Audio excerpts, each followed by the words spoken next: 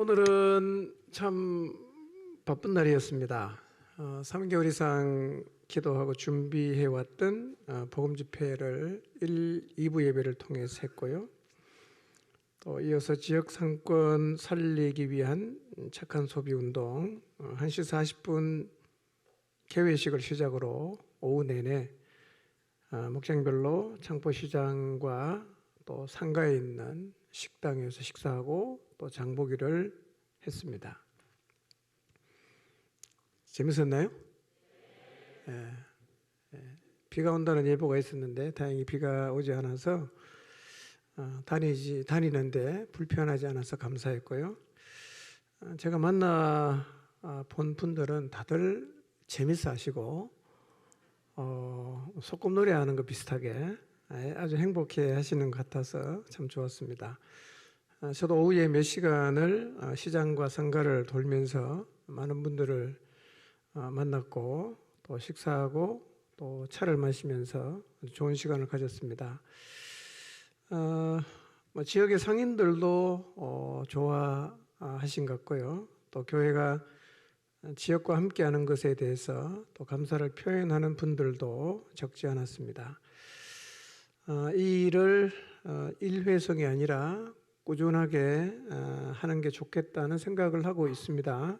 그러나 여러분의 그 의견, 피드백을 다 받아보고 향후에 어떤 방식으로 진행하는 게 좋을지를 좀 고민하고 결정하도록 하겠습니다. 이 지역의 사랑을 실천하고 또 교회의 존재를 사람들이 느낄 수 있는 그런 교회가 되었으면 합니다.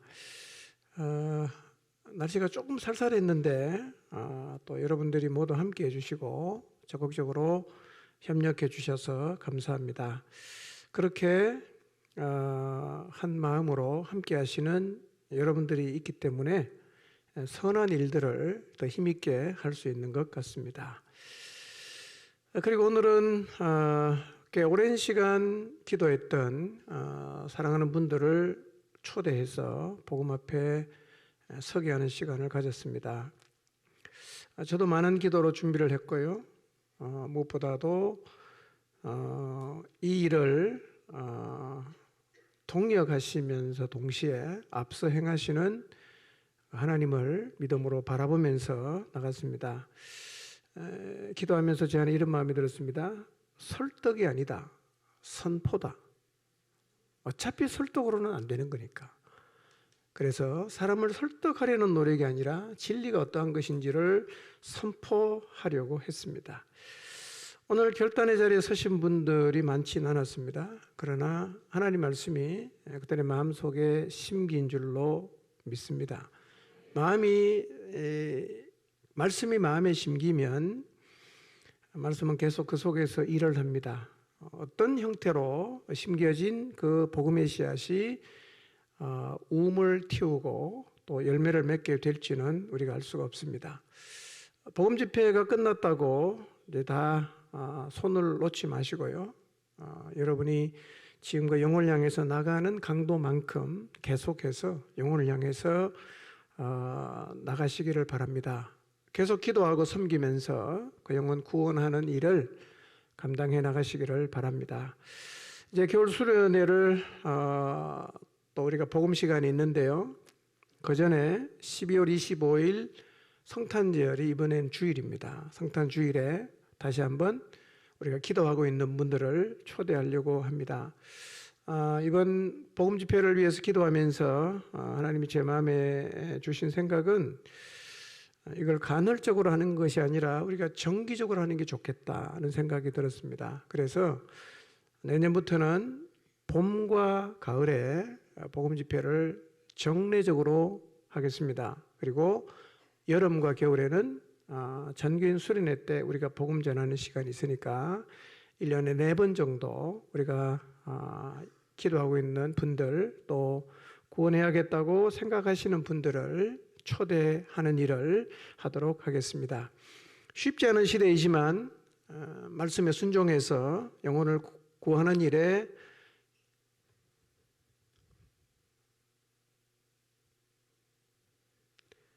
헌신하시는 여러분을 축복합니다. 뿌려진 씨앗은 반드시 결실합니다. 우리가 뿌려놓은 씨앗 다른 사람이 거둘 수 있어요. 괜찮습니다.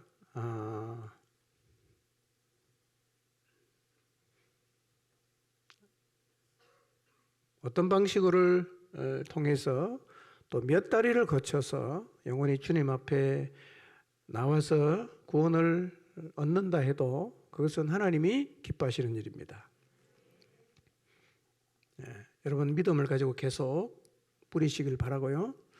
이번에도 여러분 혼자 한 건 아니에요. 보이지 않았을 수 있지만 주님이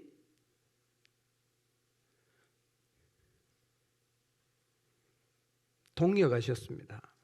아마 그분은 우리 앞서 행하셨을 것입니다.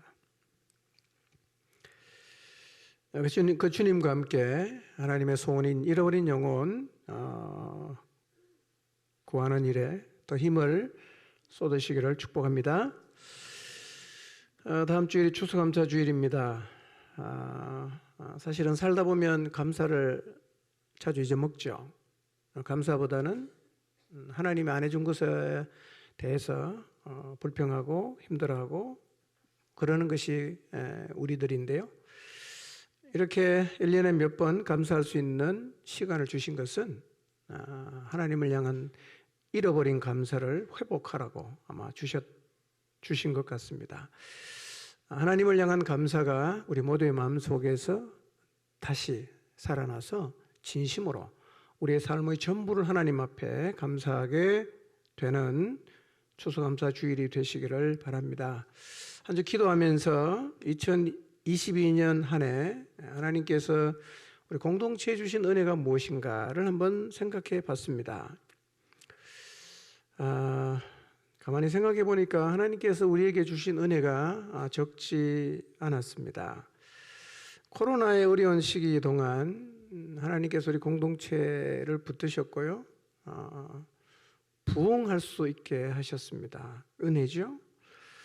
우리 모두가 기도하고 헌금했던 인도신학교 1회 졸업생이 배출이 됐습니다. 우리 교단 교회 가운데에서 선교 모범 교회로 선정이 되었습니다. 우리의 마음이 모여져서 태풍 피해를 입은 지역을 섬길 수 있었습니다. 사실은 우리가 돈이 많아서 그런 건 아니고요. 미리 말하면 건축 재정으로 도왔으니까 빚을 내서 도운 거나 똑같습니다. 여러분이 헌금한 액수가 아직 통계가 다 안 나왔는데 한 3천여만 원 되고요. 우리가 지원한 액수가 한 8천여만 원 됩니다. 나머지는 빚을 천천히 갚고 우리가 지역을 섬겼습니다. 전교인 여름 수련회에 특별한 은혜를 주셔서 많은 영혼들이 주님께로 돌아오게 되었습니다. 또 올 초에 놀이터를 완성해서 우리의 자녀들과 지역 주민들이 놀이터를 잘 사용하고 있습니다. 어려운 중에서도 지역과 교단과 여러 곳들을 우리가 재정적으로 잘 섬길 수가 있었습니다. 돌아보면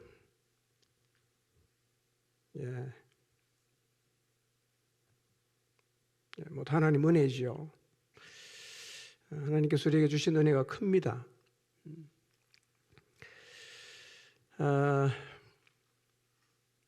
이제 하나님이 우리와 함께 하신다는 것, 그리고 그분은 약속을 잘 지키는 신실한 분이라는 사실을 믿고 우리가 더 확신차게 하나님 말씀에 순종하는 교회로 서가게 되기를 바랍니다. 좀 긴장은 풀릴 것 같습니다. 석 달 동안 집중적으로 기도하고 영혼을 위해서 우리가 달려갔는데 오늘 그날이 지났잖아요.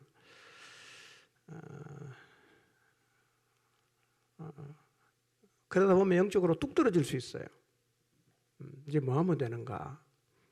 아까 잠깐 말씀드렸지만요. 저는 오늘 마지막 찬양을 들으면서요. 부흥에 대한 갈망, 우리 안에 하나님의 태풍이 일어나서 세상을 변화시키는 진정한 부흥을 우리가 다시 꿈꾸며 나갔으면 합니다. 변함없이 이번 주도 빛 대신 주님 앞에 서시기를 바랍니다. 제발 어둠에 덮이지 않도록 오히려 어두운 세상에 빛을 비추는 빛의 용사로 살아갈 수 있도록 우리 자신이 먼저 하나님 앞에, 빛 앞에 서서 하나님의 빛을 받고 어두운 세상에 비추는 그런 자로 살아갈 수 있기를 바랍니다. 오늘 저는 인생을 바라보는 두 가지 관점에 대해서 말씀을 드렸습니다. 인생을 어떤 관점으로 보아야 하는가? 정답은 우리가 다 잘 압니다. 두 번째 관점이죠. 창조부터 시작해서 인간의 타락, 구원자가 오신 그것의 바탕에서 우리가 태어났습니다. 그리고 우리의 인생이 끝나고 세상을 떠나면 없어지는 게 아니라 하나님의 심판이 있고 그리고 형벌이 주어지기도 하고 또 구원을 얻은 사람에게는 영생의 축복이 주어집니다. 이것이 성경이 말하는 인생을 바라보아야 하는 관점이죠. 우리 정답 잘 알고 있습니다. 그러나 우리는 답은 너무 잘 알고 있지만 여전히 첫 번째 관점을 가지고 인생을 살아가고 있을 수가 있습니다. 물으면 대답은 잘하지만 실제 삶은 이 땅에서의 성공에 인생을 걸고 살아가고 있을 수가 있습니다. 마치 하나님이 없는 사람처럼 하나님에게는 관심이 없이 부족한 것 없이 살아가고 있는 자신의 삶을 돌아보면서 이제 죽어도 여한이 없다라고 말하는 것이 오늘 우리의 모습일 수도 있습니다. 우리의 모습이 그러하면 세상은 희망이 없습니다. 우리는 정말 하나님이 없는 사람과는 달라야 합니다. 꼭 기억해야 할 것이 있습니다. 죄의 문제를 해결하지 못하고 이 땅에서 이룬 모든 것은 아무런 의미가 없습니다. 죽음의 강을 건너는 순간 그것은 모두 빛을 잃게 되고 그리고 죄의 문제를 해결하지 못했다면 하나님이 주시는 형벌을 감당해야 합니다. 인간은 구원이 필요한 존재입니다. 이 사실을 절대로 잊지 마시기를 바랍니다. 인간이 갖고 있는 최고의 문제는 죄의 문제입니다. 그러므로 우리 모두는 죄의 문제에 직면해야 합니다. 그리고 그 죄의 문제를 해결해야 합니다. 누구라도 이 문제를 해결하지 못하고 죽음에 이르면 오늘 읽었던 본문의 말씀처럼 불못에 떨어집니다. 지옥이죠.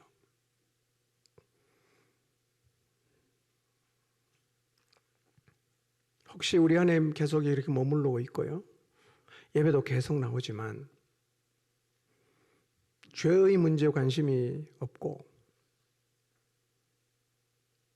구원의 문제에 관심이 없고 그냥 교회만 다니다가 지옥으로 가게 되는 분이 없기를 바랍니다. 그런 생각이 드시는 분이 가끔씩 제 눈에는 보입니다. 저분이 진짜 믿을까? 교회는 열심히 나오는데 저러다가 죽으면 어떡하지?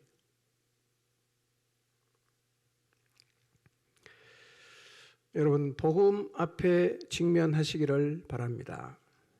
경력은 별로 중요하지 않아요. 모태교인, 3대 장로 집안 다 소용없습니다. 정직하게 죄의 문제 앞에 직면하십시오. 내가 정말 죄인인가? 성경 말씀대로 이 문제 해결하지 못하면 지옥 가는 거, 그리고 이 문제를 해결하면 주님이 예배하신 영원한 하나님의 나라에 간다는 거 나는 진짜 믿는가? 그거 안 믿으면 안 믿는 겁니다. 여러분이 안 믿어도 천국은 있고 안 믿어도 지옥은 있어요. 그러니까 안 믿는 게 답답한 겁니다. 그러니까 안 믿는 게 안타까운 것입니다. 여러분 교회를 다니시는 분요, 꼭 이 문제 앞에 직면하시길 바랍니다. 자녀를 따라 교회 나왔든 부모를 따라 교회 나왔든 그냥 앉아서 시간만 때우지 마시고 복음 앞에 꼭 직면하시기를 바랍니다. 20년 교회 다니는 거 지옥 간다. 이런 일 일어날 수 있습니다, 여러분.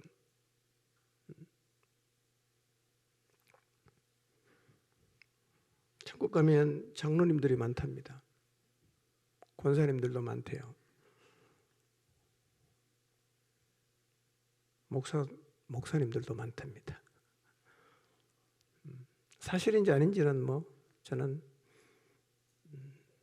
그분들의 간증을 다 믿을 수는 없지만 그럴 가능성은 충분히 있습니다. 여러분, 이단에 넘어가는 목사님들이 있잖아요. 이단에 넘어가는 장로님들이 있잖아요. 안 믿으니까 넘어가는 겁니다. 그래서 여러분, 복음 집회를 할 때요, 나랑 상관없는 얘기라고 생각하지 마시고 할 때마다 복음 앞에 직면하십시오. 나는 진짜 믿는가? 오늘 주님이 오시면 내가 주님의 나라에 갈 수 있겠는가에 대해서 정직하게 직면하셔야 됩니다. 아유, 나는 나이가 들어서 잘 모르겠다 이러시면 안 돼요. 정직하게 직면해야 됩니다. 나이가 들었든 젊었든 안 믿으면 다 지옥 갑니다, 여러분. 이거 절대로 잊으시면 안 됩니다. 직면하시고 반응하십시오.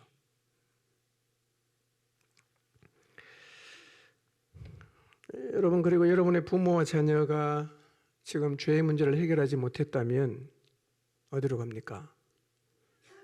지옥 가잖아요. 그거 믿습니까? 지옥이 어떤 곳인지 아십니까, 여러분?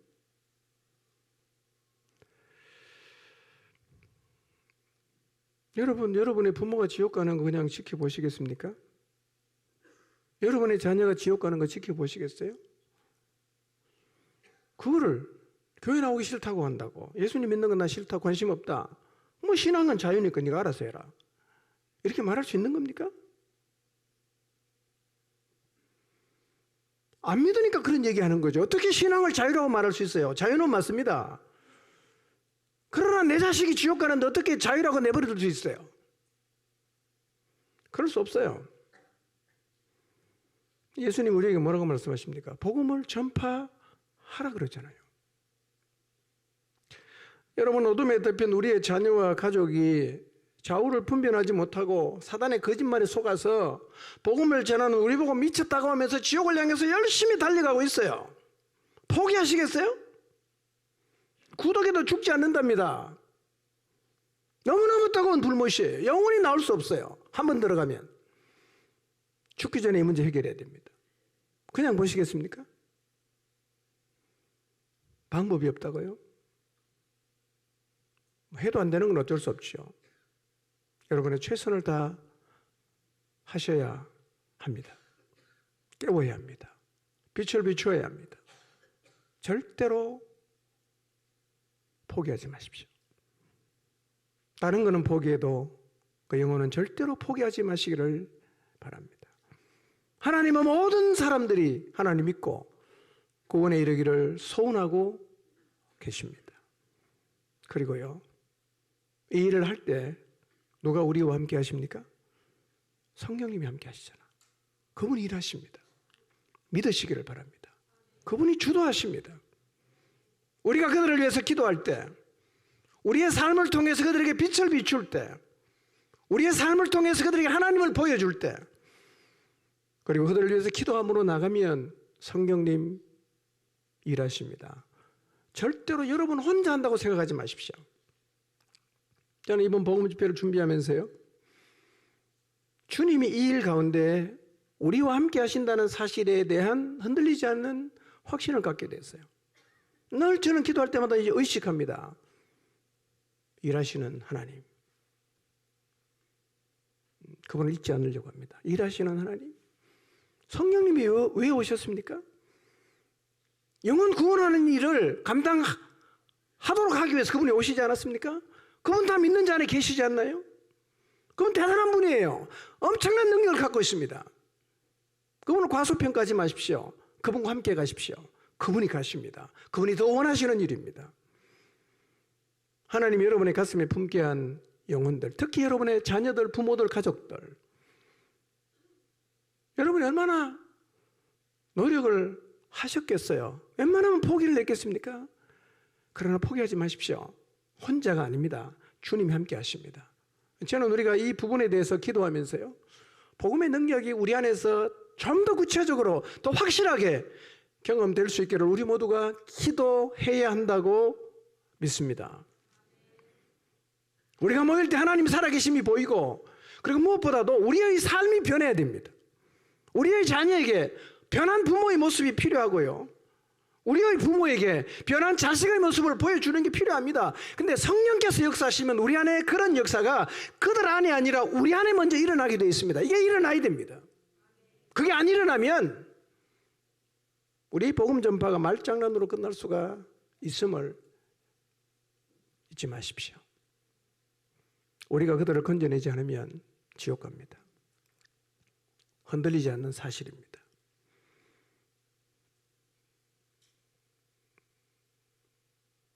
지옥 가는 여러분의 부모들, 여러분의 자녀들, 여러분이 사랑하는 사람들 마음에 담으십시오. 그리고 기도하십시오. 성령님 일하심을 믿음으로 바라보십시오. 이거예요. 우리는 하나님 말씀에 순종해야 됩니다. 하나님의 약속을 기억하고 그분이 뭐라고 하셨는가 늘 기억해야 됩니다. 그리고 붙잡아야 됩니다. 그리고 우리는 하나님 말씀에 순종해야 됩니다.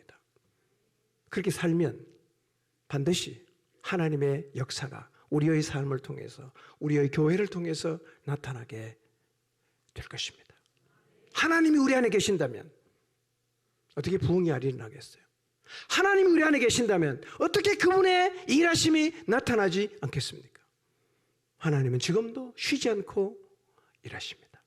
하나님이 포기하지 않는다면 절대로 포기하지 마시기를 주님의 이름으로 축원합니다. 기도하겠습니다.